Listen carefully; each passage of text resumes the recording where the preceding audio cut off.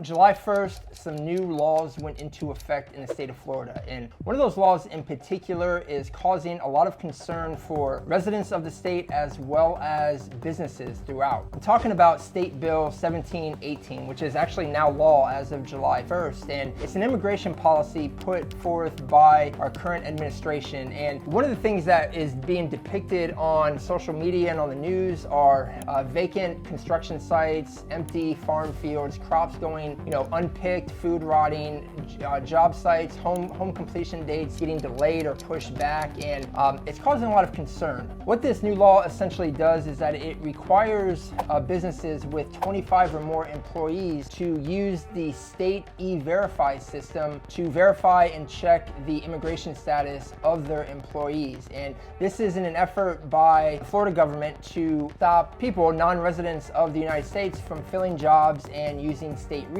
Now, I want to say, first of all, I'm not picking a side on this, saying it's right or wrong, leaning to the left or the right on that. I'm simply just stating the facts on this, and you're going to probably hear me say that more than once and reiterate that more than once throughout this video. But for employers, though, in the state of Florida, this is bringing some unpredictability in a state that is already having a labor and worker shortage. What kind of effects is this going to have on our overall economy and labor market in the state of Florida? My name is Sprenkel. I'm a born and raised Floridian. I've been living in the Central Florida, Orlando area for the last 15 years, and we're going to dive into this and we're going to tell you what this means for not just our local area here in Orlando, but possibly for the entire state. So don't go anywhere. State Bill 1718 was signed into effect by Governor DeSantis on May 10th of this year, and it essentially means two things for employers. So I'm just going to go through some of this and talk about it, and then we'll talk about exactly what it means. But as I said, over 25 employers are now going to be required to use the state's e-verify system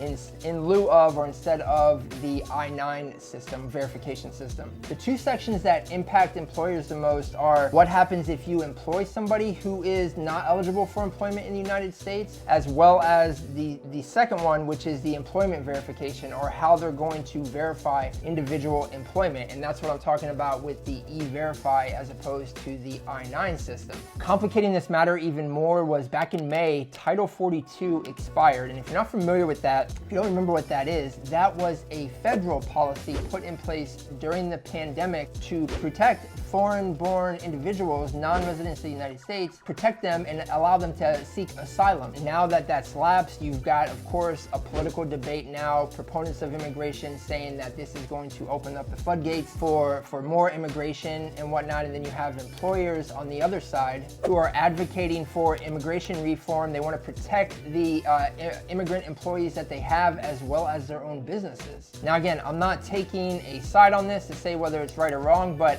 I will say that the timing of the end of this federal bill as well as the timing of the introduction of this new state bill and the state law now it's a lot of coincidences in there. And it's no secret, if you're on the left or the right, you already know that Governor DeSantis is a big opponent of immigration and making sure that all residents are here legally. It's been one of his big items and big running platforms during his term so far. He's even been in the news for sending immigrants on a plane to other states. And again, not saying that it's wrong or right or anything like that. I'm just putting the facts out there as far as what has been taking place in our state in regards to our governor. But basically, the bill is going to require e-verify, and e-verify is an online federal system that allows employers to confirm eligibility of their employees that are working for them in the US. And in Florida, they're going to join 9 other states that are already taking part in this system. Some of those other states involve North Carolina, South Carolina, Tennessee, Georgia, and Arizona. And for employers that do not comply, they can face up to $1,000 fine every day.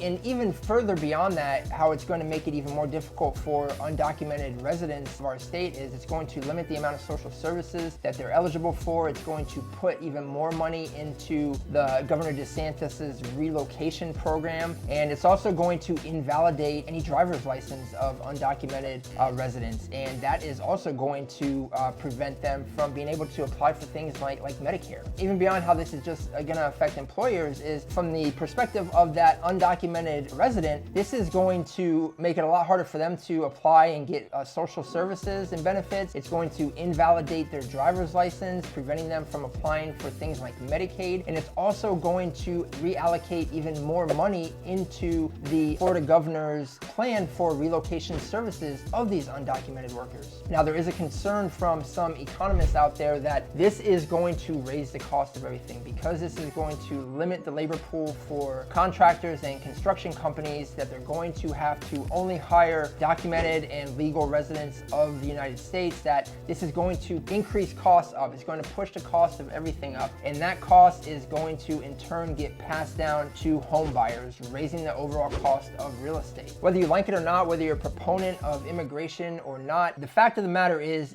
that there are a lot of immigrants that provide vital roles in our economy. From construction to agriculture to custodial services, there are a lot of jobs in the US that immigrants come over for, and they fill those vital roles. And some of these labor experts are saying that the jobs that are going to be left void and empty, these are not jobs that most American citizens are competing for with immigrants of other countries. And if that's the case, that could increase costs. So what does that mean? Does that mean that these jobs are just going to go left unfilled? Does that mean that the employees that are still there are going to have twice or three times the amount of work that's expected to get done? We don't know yet. What I do know is that this could potentially be a problem for the state of Florida. We have a huge immigrant population, a lot of foreign-born people living here. We're just to the north of places like Cuba, the Dominican Republic, as well as a lot of other countries in South America. And don't forget Haiti. And we as a state already have some labor shortage problems going on. Our unemployment is only 2.6.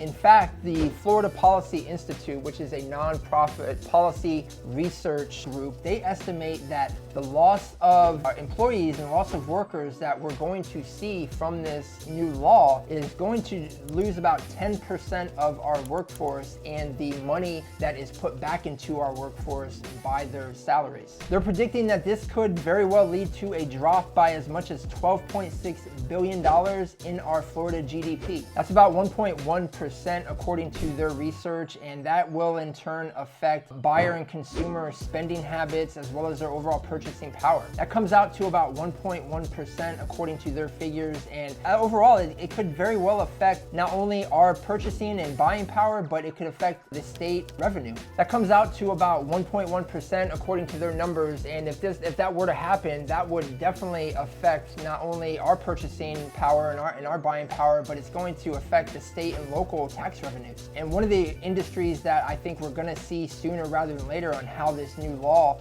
really affects us is our construction industry. Construction labor is already in short supply, and this new bill is no doubt going to make it even harder to fill some of those positions. And that in turn affects the overall real estate market, because if there's not as many construction workers out there, not as many homes are getting built at the same speed, at the same rate, and we already have an inventory problem nationwide. That's part of the reason why our housing market and home values have remained so strong over the last few years, even past the pandemic and even with the downturn in the overall economy. We just don't have enough inventory right now. Orange and Seminole County, which are two of the primary counties in the Orlando metro area, they saw a steep drop-off in the amount of construction going on during the pandemic, about 15.5%. Now, after 2021, once COVID started to go away, we rebounded back up over 23%, but now with this new law, it's hard to say where that's gonna go now. Even for this year alone in 2023, we had a big jump in last year in 2022, over 23%, but right now we're on pace to be about the same as we were